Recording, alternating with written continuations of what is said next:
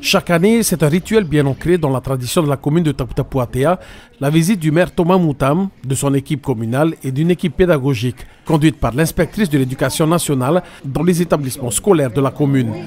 Cette année, cette tournée a débuté par une série de visites éducatives passionnantes, renforçant ainsi les liens entre la municipalité et l'éducation. C'est normal que le conseil municipal, avec nos personnels, nous faisons notre tournée dans les écoles pour pouvoir donc rencontrer d'abord les enseignants, les nouveaux, rencontrer donc leurs besoins qu'ils ont déjà sollicités pendant les vacances, parce que avant les vacances, ils profitent de déposer leurs doléances, des parents. Il y a toujours des demandes au niveau de l'école et nous essayons de notre côté d'apporter le maximum pour qu'à chaque rentrée, tout est prêt, tout soit opérationnel, que la commune puisse apporter son soutien, les enseignants avec nos enfants. Quand un enseignant a un beau bâtiment, donc a tout ce qu'il faut, c'est normal qu'il apporte le soutien pour l'apprentissage à nos enfants.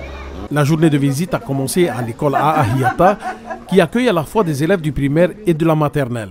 L'occasion était propice pour les enseignants de présenter leurs projets éducatifs et bien sûr de faire part de leurs préoccupations et doléances au maire. Donc cette année, on a toujours le même nombre de classes. Donc on a 7 classes à l'élémentaire, 3 classes à la maternelle et un dispositif Ulysse École qui accueille des enfants qui ont un trouble de la déficience cognitive. Ce sont des enfants qui sont notifiés par la CTES, ils ont un handicap. Ils sont reconnus handicapés. Ils sont au nombre de 7 cette année dans le dispositif Ulysse École. De l'école Ahiata, la délégation s'est rendue à l'école d'Avera où elle était attendue, puis elle a visité les plus grands au CJA de Faroua, où le maire a pu constater par lui-même les jardinières réalisées par les élèves.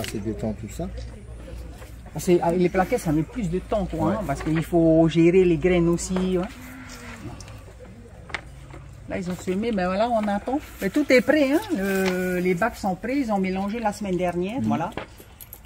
Et dès que c'est bon, ils vont repiquer, quoi. Par contre, voilà. Ça fait 2 ans. La délégation s'est ensuite dirigée vers le collège de Faroua pour une visite de courtoisie, avant de se rendre dans la petite école de Pouhiné.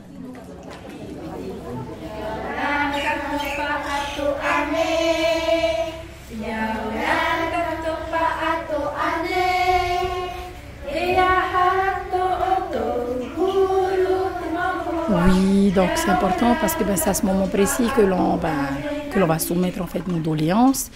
Et donc cette année, donc à la rentrée, on a été surpris de ne pas avoir un personnel communal. Donc aujourd'hui, c'est notre première demande parce que c'était assez urgent et Tavana nous explique en fait qu'il voulait aussi montrer que voilà, ce n'est pas que l'affaire des communes. Donc voilà, l'urgence était ça, donc le personnel communal pour l'école. Donc il avait dit qu'ils étaient en train de s'organiser pour. Et ensuite, deuxième doléance, c'est par rapport toujours au rat qui continue à attaquer tous nos fils électriques. Donc pareil, ils vont essayer de trouver une solution pour ça. C'est la tablette. Ah, c'est une tablette? Oui. T'es sûr? Oui. C'est pas un ordinateur? Non. C'est une tablette? Oui. Ok. Et il y en a à la maison comme ça, la tablette ou pas? Non. Ah, toi, oui? Pas moi.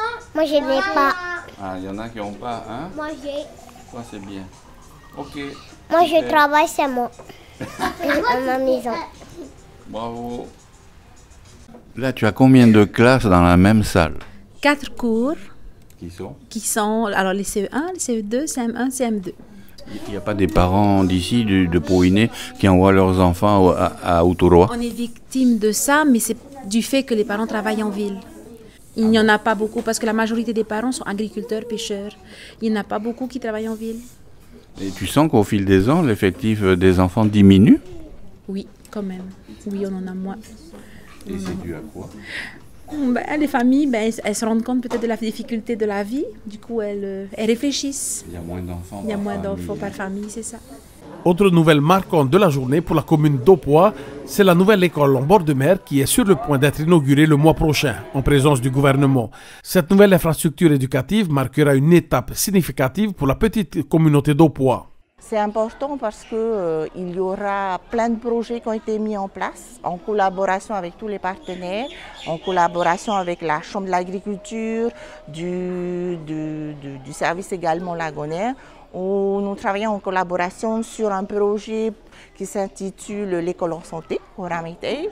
Et le maire, justement pour l'occasion, a mis en place des jardinières. Nous avons travaillé sur le potager pédagogique et également sur le cooking class qui va permettre aux enfants de mettre en application dans les deux langues parce que nous faisons partie du dispositif bilingue à parité horaire. Donc les enfants en pratiquant, pourront mieux intégrer justement tous les apprentissages qui seront tout autour.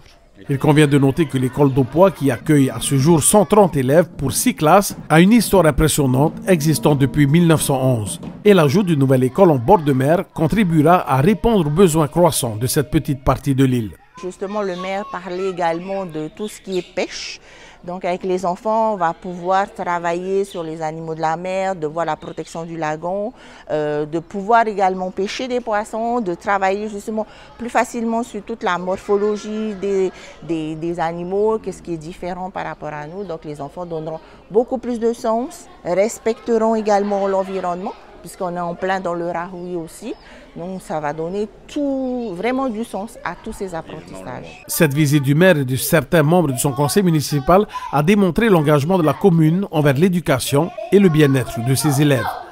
Les écoles de Taputa Puatea continueront de jouer un rôle essentiel dans la vie de la communauté, offrant des opportunités d'apprentissage de qualité et contribuant à façonner l'avenir de nos enfants. En fin de compte, cette journée a été un succès, mettant en lumière l'importance de l'éducation pour la commune de Taputa Puatea et soulignant la détermination du maire et de son équipe à soutenir les écoles locales dans leur mission d'offrir une éducation de qualité aux jeunes générations.